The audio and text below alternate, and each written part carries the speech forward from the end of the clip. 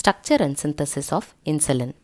Pancreas is an abdominal organ shaped like a flat pear or fish located behind stomach and extends horizontally, surrounded by small intestine, spleen and liver. Almost 95% of pancreatic tissue are of exocrine producing digestive enzymes released into pancreatic duct, and the remaining tissue consists of endocrine cells called islets of Langerhans which secretes hormones. These cluster of cells look like grapes and house four types of cell. Most abundant are beta cells produce insulin, followed by alpha cells secrete glucagon. Here are delta cells secrete somatostatin, and finally F cells secrete pancreatic polypeptide. These are blood vessels where hormones are released directly into it. Insulin is composed of 51 amino acids arranged in two polypeptide chains named as A and B and are linked together by two disulfide bridges.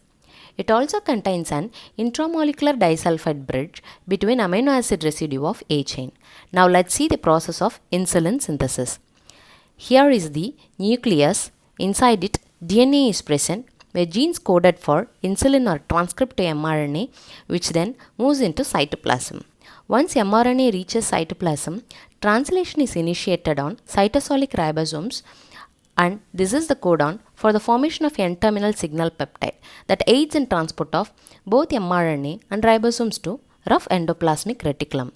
Signal peptide penetrates membrane of endoplasmic reticulum, which on further elongation directs a polypeptide chain into the lumen, results in the formation of pre-proinsulin. From that, signal peptide get cleaved and proinsulin is formed, which then transported from rough endoplasmic reticulum to Golgi complex where it is cleaved again forming C-peptide and insulin, which gets packed in secretory granules, and then by the process of exocytosis, release of insulin and C-peptide occurs. Thanks for watching. Hope you will like my video. Please share, subscribe and comment.